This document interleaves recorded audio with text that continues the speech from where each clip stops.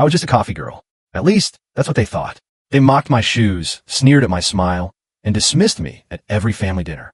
Until one day, I showed up wearing heels, holding the future of their entire empire in my hands. What changed? Let's just say, sometimes the girl behind the counter is the one writing the checks. And on that day, they finally learned who I really was. I never imagined I'd live to see the day where I'd be sitting across from my father-in-law, his hands trembling, voice cracking, as he begged me for a loan extension from the very bank I run. This was the same man who once couldn't say my name without curling his lip. The man who used to call me the coffee girl like it was a curse. But that day his eyes didn't hold disdain. They held something he never thought he'd feel in front of me. Fear. You want to talk about irony? Let me tell you how a man, once towering with pride, was brought to his knees. Not by revenge, not by scandal, but by the truth he tried to ignore. And trust me, that truth hit harder than any insult he ever threw my way. For almost 2 years, my husband's entire family treated me like I was invisible. I'd serve them coffee, wipe down tables in front of them, and not one of them had a clue who I really was. They saw a waitress, a nobody. Meanwhile, every week, I was quietly signing off on corporate loans bigger than their entire family fortune. They thought they knew me, but they had no idea who Bella really was. From stale bread to billion-dollar decisions, my name is Bella. I'm 33 years old, and I was born in the heart of Des Moines, Iowa, a place where dreams didn't come wrapped in ribbons. They came one gritty day at a time. We were poor. I don't mean the kind of poor that skips vacations or waits for a sale. I mean real, bone-deep poverty. Some mornings, breakfast was just stale bread my mom talked the local baker into giving us for free. My dad drove cross-country trucks. Long hauls, endless highways, barely enough sleep. He did it so we could keep the lights on. My mom? She worked 2 jobs. A cashier by day at a dollar store and a dishwasher at a Chinese restaurant by night. I used to watch her hands, red, cracked, always tired. And I'd wonder how she still managed to smile. Knowledge is the one thing no one can steal from you. Bella, my father used to tell me. They can take your house, your job, even your hope. But if your mind is full, you can rebuild anything. Back then, I didn't fully understand what he meant. But I listened. I absorbed every word like they were sacred. While other kids were glued to their phones or sneaking into movie theaters, I buried myself in library books. I worked in the summers, volunteering at the public library, shelving stories I couldn't afford to buy. And in the winters, I shoveled snow, sometimes until my fingers went numb, saving every cent I could. And it paid off. I earned a full scholarship to the University of Chicago, majored in finance. I remember walking across that graduation stage, top of my class, my heart screaming, I made it. From there, everything changed. I got a job at one of the most prestigious investment banks in the country. I stepped into a world of polished marble floors, tailored suits, and boardrooms where silence held more weight than applause. And by 31, I was the regional CEO of First Line Capital. I managed an $8.2 billion corporate credit portfolio, numbers that made even Wall Street veterans pause. I wasn't just in the room. I was the one making the decisions that shaped entire industries. But I didn't brag. No flashy photos. No online profiles with my title. Not even my husband, Jamie, knew exactly how high I climbed. Because I was tired. Tired of being seen as a ladder to climb, a prize to chase, or worse, that cold, powerful woman. So on weekends, I stepped out of the glass tower and into something simpler. An apron. A tiny cafe. A life where no one knew my name, but everyone knew my smile. And that's where everything truly began. When a cup of coffee changed everything, it was a rainy afternoon in downtown Nashville. The kind of rain that drowns the sidewalks and turns the sky into a sheet of gray. I had just served the last group of customers at Everground Cafe and was wiping down the counter, lost in the rhythm of closing up. Then the door creaked open. The bell above it rang long and slow, like it was echoing fate itself. He walked in soaked from head to toe, his coat clinging to him, his dark hair plastered to his forehead. But his smile? His smile was warmer than the cafe lights. I didn't look up right away. I just heard a voice, deep, slightly raspy, the kind of voice that wraps around your chest before it even reaches your ears. 10 cappuccinos, please, he said. Extra foam if you can. And maybe something to make this miserable day feel less miserable. I looked up. His eyes met mine, calm, steady, open. There was no judgment in his gaze. No flicker of sizing me up. Just presence. I smiled without thinking, grabbed a shaker of cinnamon, and dusted the foam gently. Then I picked up a toothpick and drew a crooked little heart tilted to the side. Not perfect, but real. Hope this helps save your day, I said, sliding the cup toward him. He stared at the heart for a moment, then looked at me, and that warm smile returned, but softer now. Do you know, he said, this is the first time I've smiled in 3 days. I just offered a half smile and turned away, like it was nothing. But inside, Something fluttered. The next day, he came back. The sun was out this time, but his shirt was still wrinkled like he'd just come off a job site. I think I'm addicted to the coffee here, he said casually as I dried a glass behind the bar. Or maybe I'm addicted to the way you draw hearts. Who knows? We started talking. Just little moments over cups of espresso and latte art. He told me his name, James Carter, 35, an architect who had left a top firm in Boston to start his own studio in Nashville. His specialty? Sustainable homes. But it wasn't the career that intrigued me. It was the way he talked. He told stories about building ramps for elderly neighbors, redesigning playgrounds for public schools, for free. He didn't brag. He didn't sell himself. He just spoke, calm and clear, like everything he said had weight, but never needed a shout. And me? I found myself waiting for the sound of the cafe bell every afternoon, hoping it was him walking in. One afternoon, I teased him. Don't you get bored here? This place is tiny. No Wi-Fi. No fancy pennant lights. He took a sip of his coffee, set the cup down, and looked at me. You're here. That's enough. And I swear, it hit me like a slap, but not painful. Just sudden. Stunning. When was the last time someone saw me? Not my resume, not my salary me? 10 years. Maybe more. A dinner that didn't need candlelight. When James asked me out to dinner, I hesitated. Not because I didn't want to go. God, I did. But I was terrified. Terrified of what he'd think if he ever found out who I really was. That the girl behind the counter drawing hearts on lattes was also the woman signing off on billion-dollar deals. What if knowing changed everything? Still, I said yes. We didn't go anywhere fancy. No chandeliers. No piano playing in the corner. Just a barbecue joint tucked in a noisy corner of East Nashville. The kind of place that smelled like grilled ribs and frying oil and felt like home. I wore jeans and an old t-shirt. No makeup. No heels. And for the first time in a long time, I didn't feel the need to impress anyone. We sat in a booth near the window, shared brisket, laughed about weird customer stories, and talked about everything except what either of us did for a living. It was all so easy, so disarmingly honest. Then he told me something that knocked the breath out of me. When I was 19, he said, my mom had a stroke. I dropped out of school for a year to take care of her. Cooked, cleaned, helped her learn how to walk again. He paused, looking out the window like he could still see that boy. And when my dad's construction business collapsed over one bad contract, I watched everything fall apart. Since then, I've hated anything that's fake. Titles, labels, masks. I just want real. Then he turned to me, and in that quiet voice of his, he said, that's why I like you. My heart twisted, and before I could stop myself, I whispered, I'm just a coffee girl. Not out of modesty, but because in that moment I wanted it to be true. I wanted to believe someone could love me without needing to know what was buried beneath the surface. James didn't flinch, didn't ask for more. He just reached across the table, took my hand, and said, no, you're the one thing in this world that still feels kind. After that night, we started dating. He never once asked what kind of car I drove. Never cared how big my apartment was. All he ever wanted to know was, did you sleep well? Are you hungry? Do you want to pick you up? And for the first time in my life, I was seen not for what I had, but for who I was. But life has a cruel way of testing love when it's pure. Because one day, James looked at me and said, with that calm smile I'd come to crave, I want you to meet my family. And that was the day everything started to change. The estate where love was measured in net worth. I want you to meet my family, James said one evening, the words gentle but heavy. But I should warn you, they're not always kind to people who aren't from their world. I laughed, a short, guarded laugh. Don't worry, I said, half joking, half bracing myself. I'm used to people who think their zip code determines their worth. I didn't know then, I was speaking a prophecy. The night of the dinner, I still remember the sound of our footsteps echoing against the stone path that led to the Carter estate. It was less a house, more a palace, neoclassical columns, manicured gardens, chandeliers visible through floor-to-ceiling windows. Old money practically bled from the walls. As we approached the front door, James squeezed my hand and leaned in. They're just traditional. Don't let it get to you. I smiled, thin as paper. I've lived my whole life under judging eyes. I know how to walk through fire without flinching. But I'd underestimated them. His father, Richard Carter, 66, founder of Carter & Sons Real Estate, greeted me with a handshake as stiff as stone. His eyes scanned me like I was a questionable painting in a high-end gallery. He didn't ask what I did. He didn't even ask how I was. Just stared at my shoes, my neatly braided hair, and said nothing. His mother, Evelyn Carter, was in a silk dress the color of champagne. She looked at me the way you glance at a service bell. An accessory, not a person. Oh, she said, lips barely curving. So this is the Bella we've heard about. Then there was Claire, James's younger sister. 28, sharp-shouldered, sharper-tongued. Currently pursuing her MBA at Duke and clearly proud of every letter.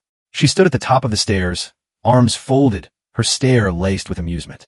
As soon as I sat at the long, linen-covered dining table, she struck. So what do you do? I met her eyes. Calm, unshaken.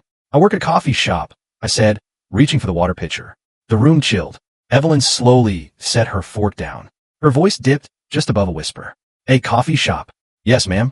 I replied, still smiling. I enjoy the work. Richard let out a short, mocking laugh. Didn't you say she had a finance degree, James?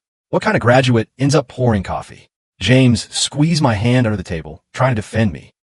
She has a finance degree, but she prefers there's nothing wrong with that. I cut in gently, saving him. Nothing wrong, Evelyn snapped, her pearls glinting under the chandelier. We didn't raise you to marry someone without ambition. Claire leaned forward, faux casual. But you have health insurance, right? I smiled, this time genuinely amused. EDO, and life insurance, property insurance, even professional liability, just in case anyone's curious. James opened his mouth to speak, but Richard beat him to it, his voice suddenly booming. In this family, we believe in success, not serving tables. If you plan to marry this girl, don't expect our support. That dinner was a quiet war, a cold war dressed in designer clothing and served with roasted duck. In the weeks that followed, I learned the true meaning of being frozen out. At every Carter family gathering, I was placed near the edge of the table, like a mistake they didn't want to fix. Evelyn made sure I knew I was an outsider. Claire kept suggesting better matches for James. Richard never called me by name, and I said nothing, because they didn't know the truth. Not yet. They didn't know who I was. But soon they would. He gave up his fortune for a waitress they never understood. It happened on a quiet winter evening, in my tiny apartment where the heater rattled and the windows fogged from a cold. We had just finished hanging a few paper snowflakes above the window, laughing at how uneven they looked. And then, without warning, James got down on one knee beneath the little tree we dragged home from a sidewalk stand. He pulled out a platinum ring with a single deep sapphire, the exact shade of his eyes. I know this won't be easy, he whispered, voice steady but soft. But I don't want to live another day without you. Will you marry me? I didn't pause. I didn't blink. Yes, I breathed. 1,000 times yes. The next morning, he told his family. And that's when everything exploded. Richard summoned him into his private study, a cavern of leather chairs, cigar boxes, and photos of him shaking hands with governors. The kind of room built for power plays, not fatherly chats. Marry her, Richard said coldly, and I'll cut you off. No trust fund, no shares, no seat at the company. You'll be erased. James stood tall, even as his voice trembled. If you think money can change my mind, he said, then you never knew me at all. Claire screamed. Evelyn cried, accusing me of being a manipulator, a gold digger in disguise. And James? He packed a suitcase and walked out in silence, carrying nothing but the clothes on his back and the choice he'd made. He chose me, and I chose not to cry. Not because I wasn't hurt, but because I knew this was just the beginning. We got married on a golden June afternoon at Renner Lake Park. The wildflowers had just started to bloom.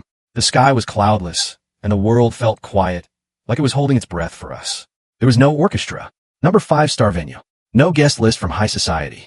Just James, me, a handful of close friends, and an old pastor with a smoker's rasp who pronounced us husband and wife under an arch of paper lanterns. No one from his family came. Not a call, not a card, not a single word. Richard removed James from the company records the same day. Evelyn blocked him on every platform.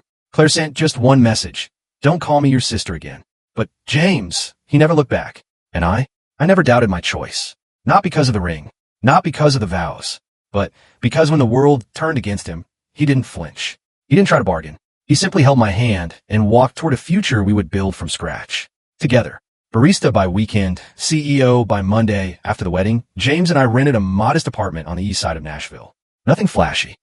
Just 2 small bedrooms, a worn balcony, and a view of a red brick church across the street. In the mornings, the scent of warm croissants drifted over from the bakery below. It was far from glamorous, but it was ours. Every Monday, I put on a blazer, tucked my hair into a neat bun, grabbed my leather tote, and walked into First Line Capital as the regional executive officer. $8 billion in corporate credit under my watch.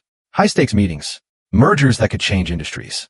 Decisions that left boardrooms silent and shareholders breathless. But by Friday afternoon, I'd trade my tailored suit for a cotton apron and walk through the back door of Everground Cafe, the same cafe where I met James.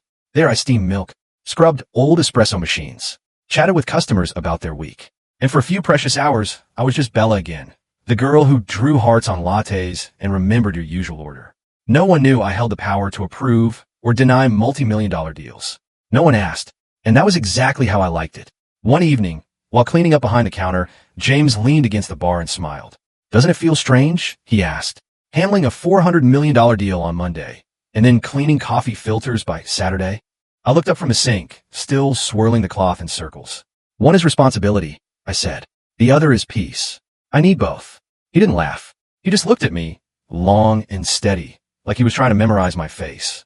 Maybe, he said, there's no one else in the world quite like you. The truth is, I had never told James what I really did. Not completely. He knew I studied finance, knew I worked at a bank. But the details, the position, the authority, the billions I controlled, I kept that to myself. Not because I didn't trust him, but because I needed to know that what we had was real. That love wasn't tangled in prestige or numbers.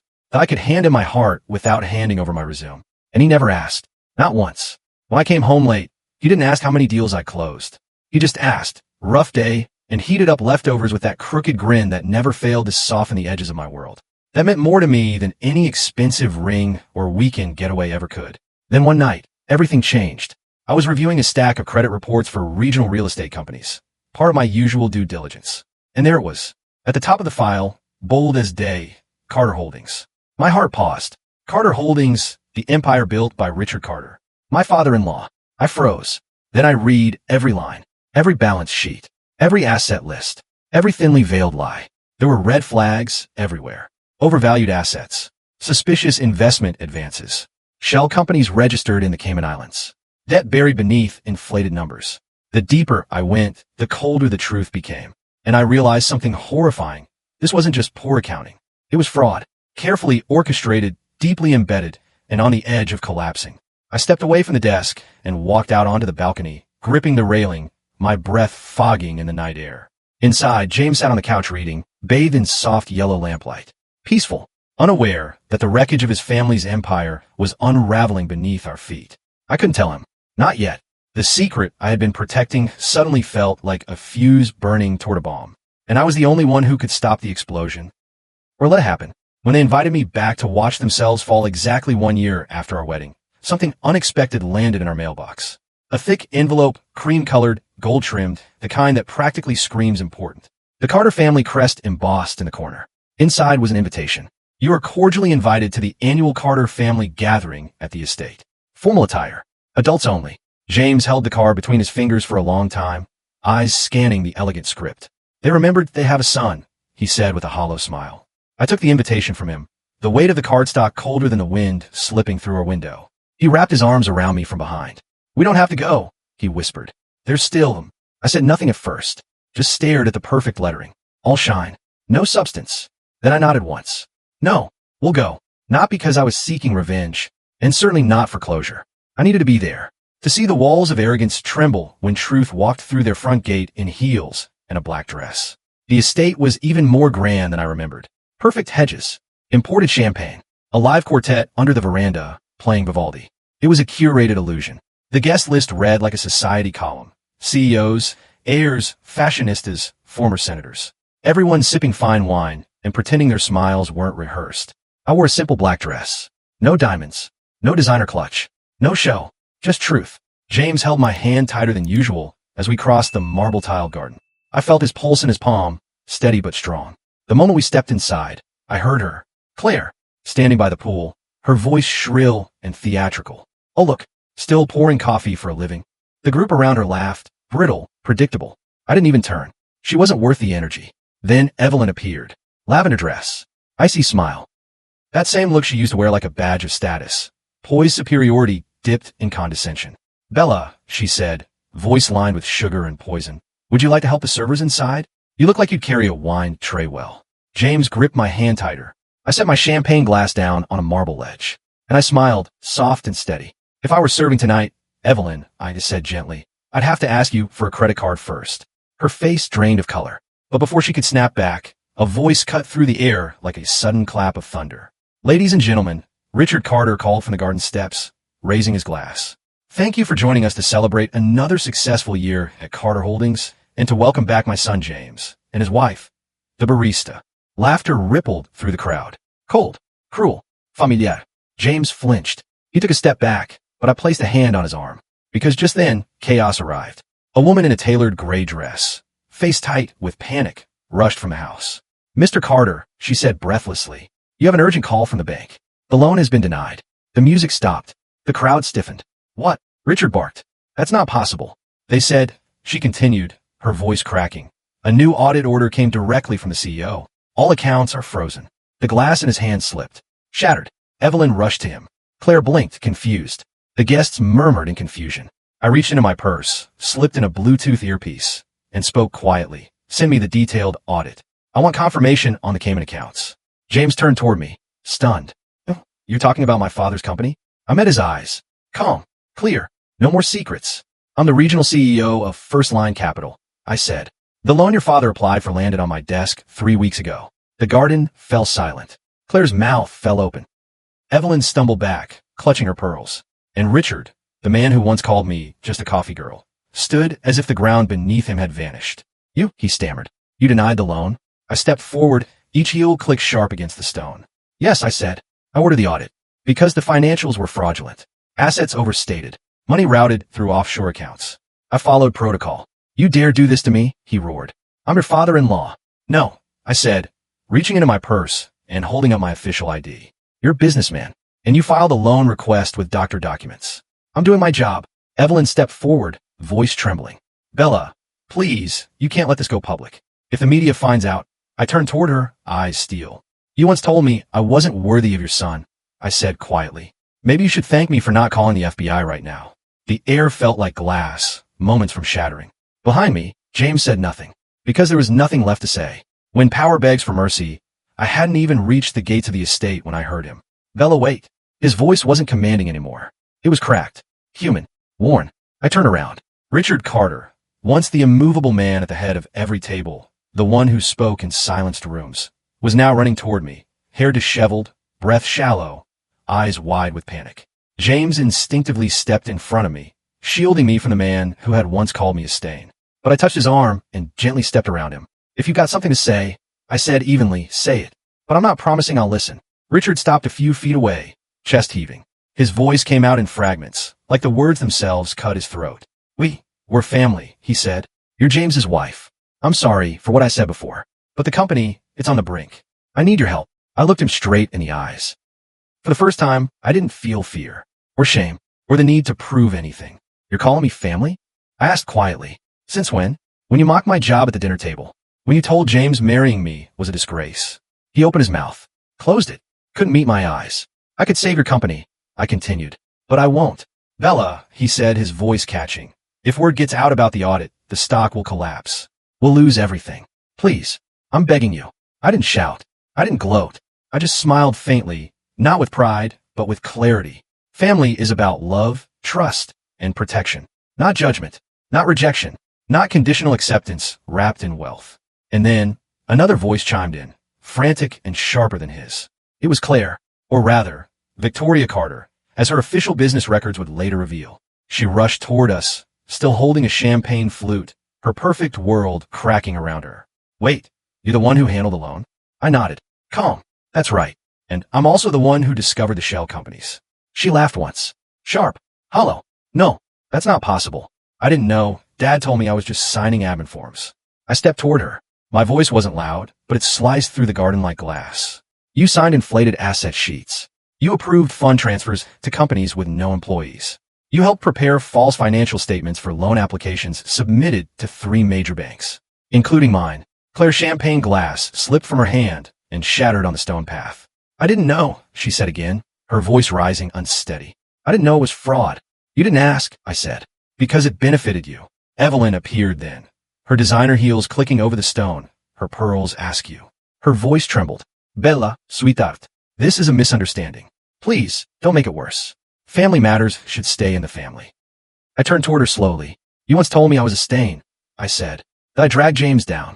So tell me, Evelyn, who's dragging this family into federal investigations now? She flinched, reached out. I was afraid you hurt him. I didn't know how to trust someone like you. I let out a low laugh, my first one that wasn't guarded or masked. You never even tried.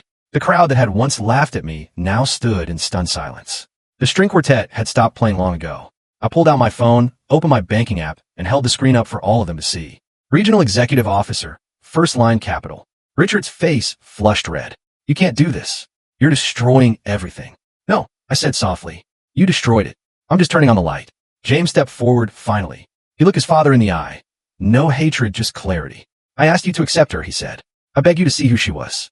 But you chose pride. And now, the same woman you dismissed as a barista is the only one standing between you and collapse. Richard opened his mouth, but this time, no words came out. And I turned away. One more thing, I said over my shoulder. Tomorrow morning, you won't be speaking to me as your daughter-in-law. You'll be speaking to me as the lead on your fraud investigation.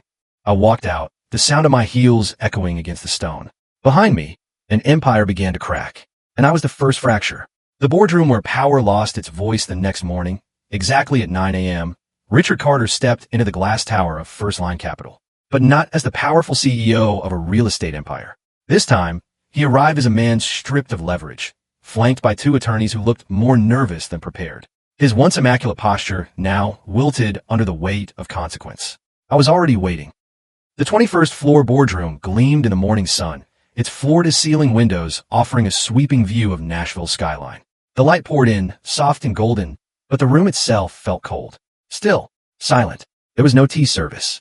No polite greetings. No performative smiles.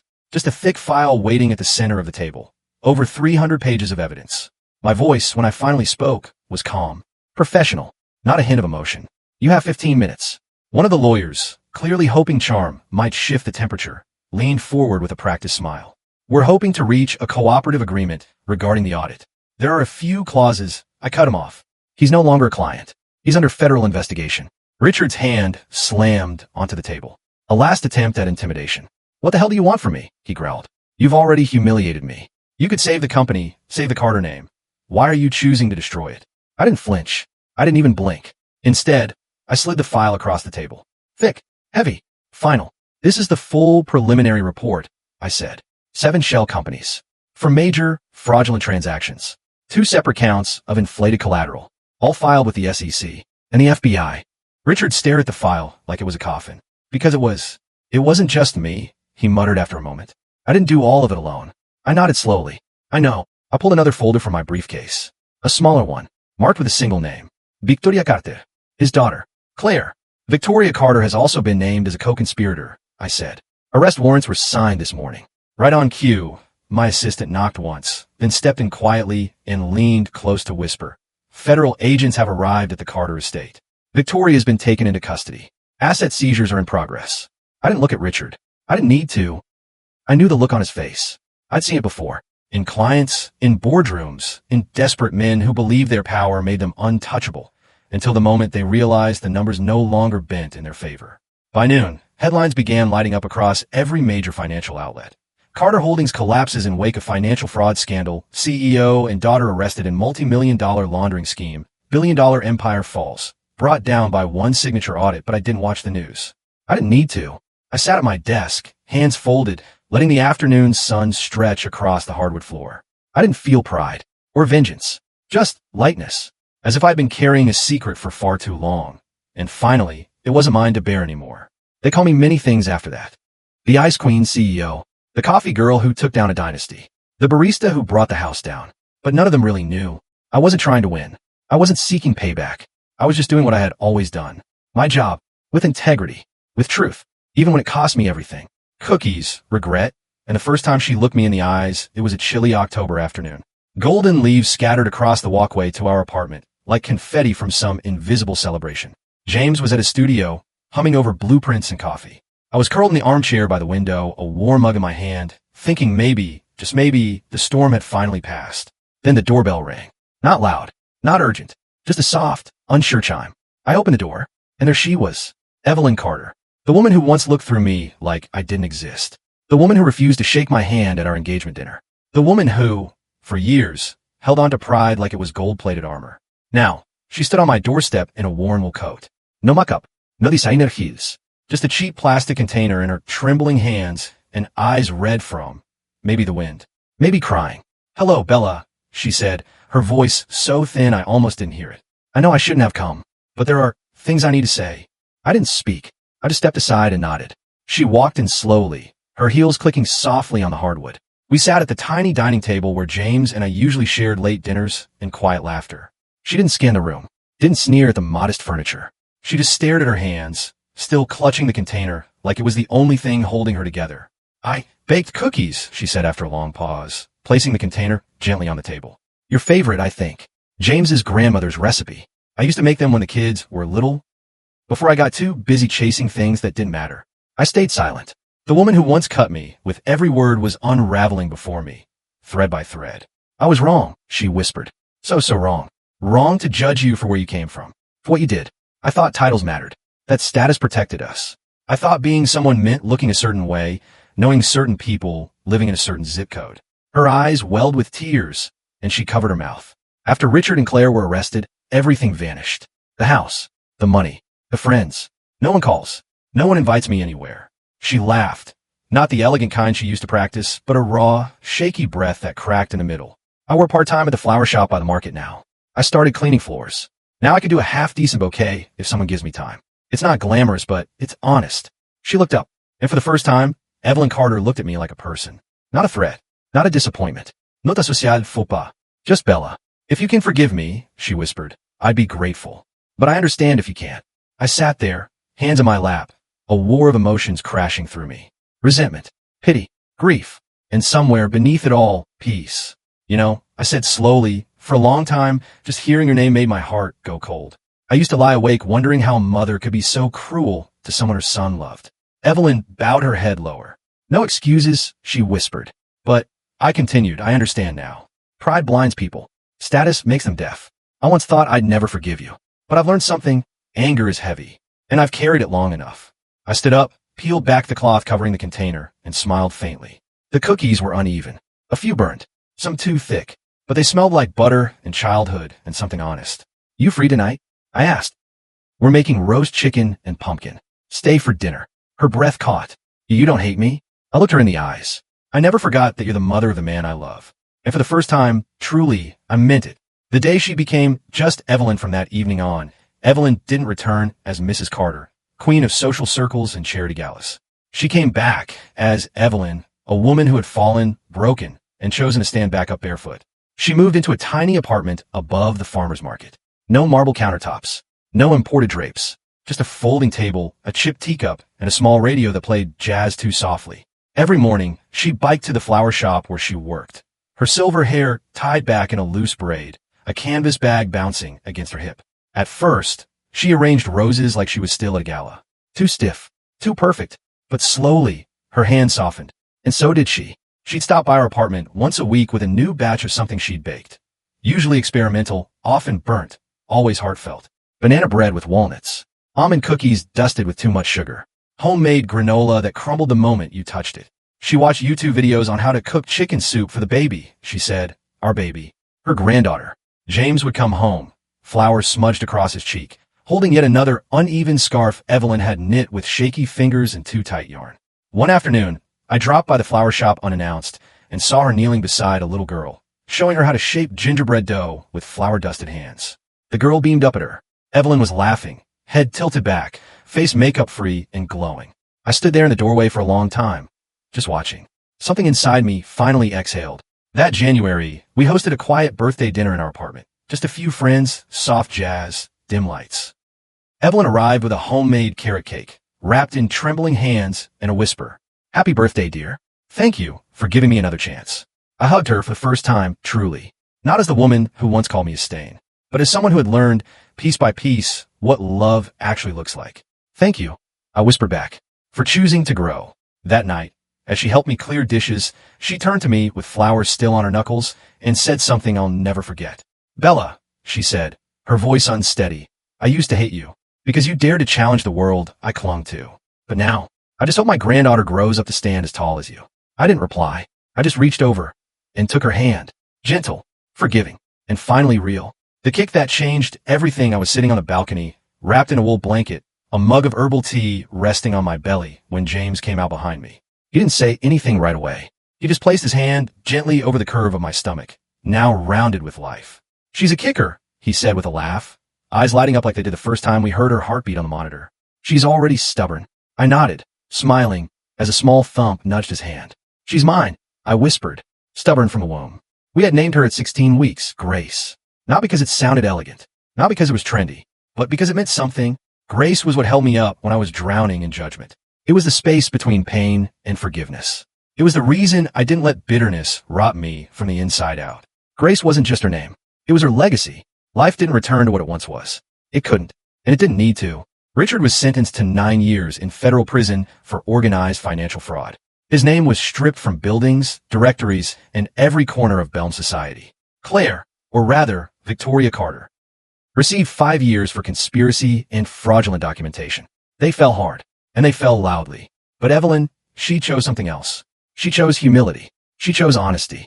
She chose to learn how to love her son again, not as the heir of an empire, but as a man who chose love over legacy. James no longer spoke of the Carter name. It meant nothing now. Not to him. Not to me. One day, while we were assembling a bookshelf in the nursery, James paused, holding a tiny wooden screw between his fingers. If you hadn't told the truth that day, he asked quietly, would you still have stayed with me? I looked at him for a long time, the question settling like dust in the air between us. I would have still loved you, I said softly, but I couldn't have lived a life where I had to keep hiding who I was. He nodded slowly, then reached over and squeezed my hand. Thank you, he said, voice thick. Thank you for being brave. And thank you for choosing me, even when the whole world stood against it. A heart on a latte and the life I chose, I kept my job at the bank. Only now, I work remotely, National Vice President of Corporate Credit. Meetings on Mondays and Thursdays. The rest of the week, I choose life. James, Grace, sleepy mornings, afternoon walks, jazz in the kitchen, the scent of fresh rosemary drifting from our tiny herb garden. And on weekends, I still pull on my gray cotton apron, tie my hair up, and walk into Everground Cafe like I always have. I wipe counters, make cappuccinos, draw little hearts in foam. People call me Bella, not ma'am, not executive, just Bella. One Saturday, a freshman girl came in and sat in the corner for hours, scribbling into a notebook, her shoulders trembling, silent tears falling down her face. I brought her a cup of chamomile tea on the house and placed it gently on the table. You okay, sweetheart? I asked. She looked up, eyes red and lost. My parents said choosing literature means I'm wasting their lives. I smiled. I was the daughter of a truck driver and a night shift grocery cashier, I said. Now I manage a banking portfolio worth billions, but on weekends I still make coffee. Because no path is wasted if you love it. She hugged me before she left. And I knew this, right here, was still the right place for me. Every month, Evelyn brings over a new batch of baked goods. Some months it's banana bread. Others, almond cookies, or not even apple pie. She's still learning, still trying. Sometimes she brings soup, always too salty, and calls it her healing recipe for the baby. James laughs when she leaves flour on the doorknob or misplaces her purse in the fridge. But it's a different kind of laughter now, soft, full of light, with no bitterness left. One evening, Evelyn stood beside me in the kitchen while I was folding laundry. She watched me silently for a long time, then said, Bella, I used to resent you, because you dare to challenge everything I thought I knew. But now I only hope that one day, Grace will have your spine. I didn't speak. I just reached out and held her hand, like spring meeting autumn. Not perfect, not the same, but both carrying something the other needs. That night, as the city of Nashville quieted under soft rain, I sat by the window with a cup of warm tea and wrote a letter in my journal. A note for Grace. My sweet girl, by the time you read this, you may not understand the world that came before you. And that's okay. Just remember this. Life will never be simple. Some people will look at you and see only what they want to believe. Your clothes, your accent, your choices. Some will fear you simply because you stand for something. You'll be told to shrink, to stay quiet, to look the other way. Don't. Speak up. Make space for yourself. And above all, be kind. Kindness isn't weakness. It's the courage to hold your softness in a world that praises sharp edges. Stay gentle. Stay true. And when life gets heavy, remember, sometimes all it takes is a cup of coffee and a listening heart to ease someone's storm. I love you. You're my whole world. Mom James came in while I was closing the notebook. He kissed the top of my head and asked, what are you writing? I smiled softly. Just a note for Grace, so she'll know her mom was once a coffee girl the whole world looked down on. He rested his forehead against mine and whispered, but who made the whole world take a second look at itself? I looked out at the city lights blinking through the fog. This life isn't perfect, but I've lived it truthfully, loved it with my whole heart, forgiven when it was easier to harden. And for me, that is enough. Bella's story is a reminder that dignity doesn't come from titles. That wealth isn't measured in dollars. That love, when chosen without conditions, changes everything. She wasn't driven by revenge, only by truth. She didn't need to shout because her silence held more power than their loudest threats. And when given the choice to break others or build herself, she built, all with a steady hand and a heart on a latte.